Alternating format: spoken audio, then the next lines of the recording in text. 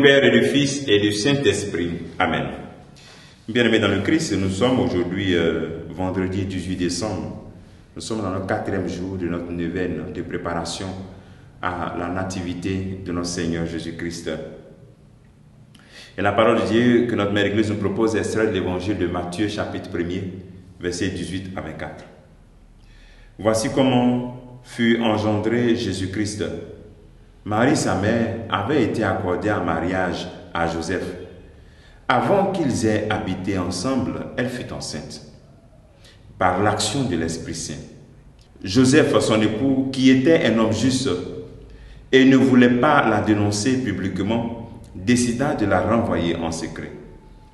Comme il avait formé ce projet, voici que l'ange du Seigneur lui apparut en songe et lui dit: Joseph, fils de David, ne crains pas de prendre chez toi Marie, ton épouse, puisque l'enfant qui est engendré en elle vient de l'Esprit Saint. Elle enfantera un fils et tu lui donneras le nom de Jésus, c'est-à-dire le Seigneur sauve, car c'est lui qui sauvera son peuple de ses péchés. Tout cela est arrivé pour que soit accomplie la parole du Seigneur prononcée par le prophète. Voici que la Vierge concevra et enfantera un fils. On lui donnera le nom de l'Emmanuel, qui se traduit Dieu avec nous. Quand Joseph se réveilla, il fit ce que l'ange du Seigneur lui avait prescrit. Il prit chez lui son épouse. Acclamons la parole de Dieu. Louange à toi, Seigneur Jésus. Bien-aimés dans le Christ, nous sommes en ce vendredi 18 décembre, 4e jour de notre neuvaine de préparation à la célébration de la Nativité. Hier, nous avons écouté la généalogie du Christ. C'est sûr que tu as pris aussi un temps pour bénir Dieu pour ta généalogie. Le Seigneur qui t'a permis de naître dans une famille et de bénir Dieu pour toute cette descendance. Aujourd'hui, on nous présente le personnage de Joseph. Le passage dit que c'était un homme juste, discret, et qui se rend compte que son épouse est enceinte avant de vivre ensemble.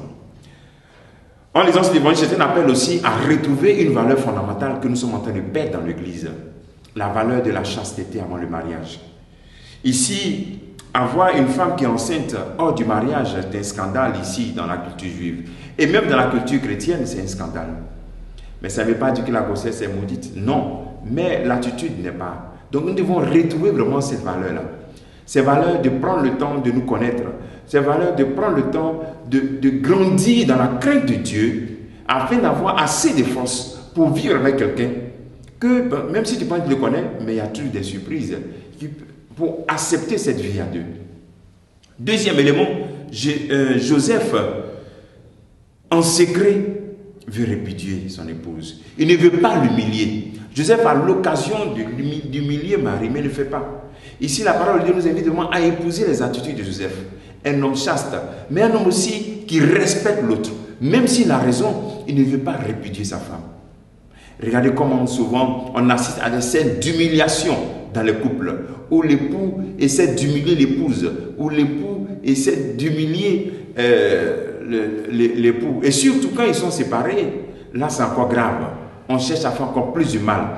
Ici, Joseph avait en lui-même déclaré la séparation, mais il l'a fait de manière discrète. Il veut respecter la dignité de Marie, même si il pensait qu'elle aurait trompé. Or, ce n'était pas le cas. Mais voici que dans cette disposition, le Seigneur demande à Joseph d'entrer dans sa prophétie, d'entrer dans son projet. Joseph laisse mourir donc son projet. À la fin de l'évangile, on dit, et Joseph fit ce que l'ange du Seigneur lui avait prescrit. Est-ce que nous sommes disposés aussi à faire ce que Dieu nous demande en ce jour? Est-ce que nous sommes disposés à reconnaître ces deux noms de Jésus-Christ qui sont proclamés dans cet évangile? Jésus, le Seigneur sauve. Emmanuel, Dieu avec nous. Demandons au Seigneur au cours de cette journée, cette grâce, de reconnaître que le Seigneur vraiment vient pour nous sauver. Il vient pour te sauver. Et qu'il est l'Emmanuel, qu'il est Dieu avec toi. Donc promets en ce jour que tu ne vas jamais dire encore que Dieu t'a abandonné. L'action que je te propose en ce jour, c'est de vivre en ce jour une des valeurs de Joseph, la discrétion, le respect de l'autre, et puis la justice une personne juste et vraie. Que le Seigneur te bénisse et qu'il nous bénisse tous en ce jour, au nom du Père et du Fils et du Saint-Esprit. Amen.